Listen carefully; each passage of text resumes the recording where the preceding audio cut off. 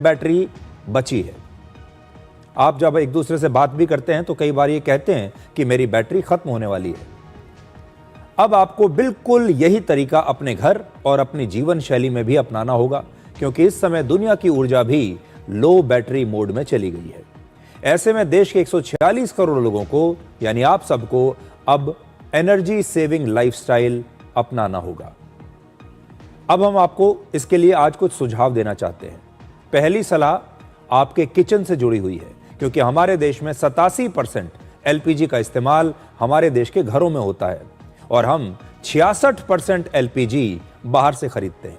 अब सोचिए, जहां से खरीदते हैं, अगर वहां से एलपीजी यहां आएगी नहीं, उन देशों के पास भी नहीं होगी, तो हम क्या करेंगे? इसीलिए आपको सिर्फ करना यह है कि अपने घर में, अपने रसोई में जरूरी चीजों की ही कुकिंग कीजिए। ऐसी डिश बनाइए जिसे पूरा परिवार एक साथ खा सके, क्योंकि हर सदस्य के लिए अलग अलग खाना अगर आप बनाने लगेंगे तो गैस की खपत आपकी बहुत बढ़ जाएगी। इसलिए कुकिंग थोड़ी कम कीजिए। आपको कोशिश करनी चाहिए कि आपका एलपीजी सिलेंडर पिछली बार की बजाय 20 से 30% तक ज्यादा चले।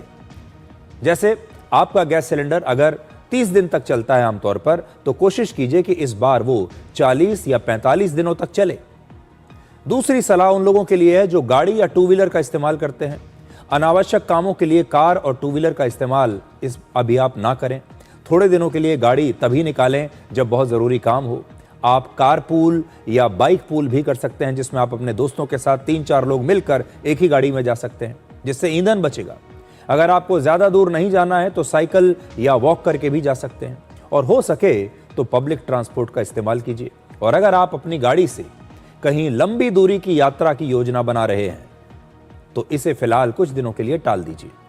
हम आपको डरा नहीं रहे, हम ये नहीं कह रहे कि आप पैनिक मोड में चले जाइए।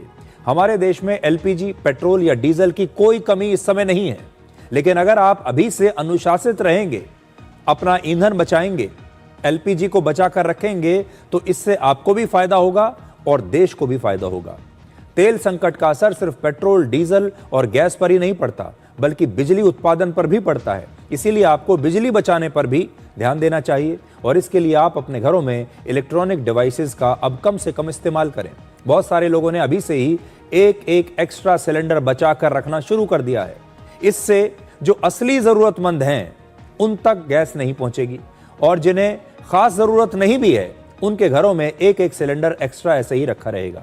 अगर देश का हर नागरिक अपनी जिंदगी में एनर्जी सेविंग मोड ऑन कर देगा तो इससे हम तेल संकट के इस असर को बहुत कम कर सकते हैं और देश की ऊर्जा बचाने में हम अपना भी योगदान दे सकते हैं।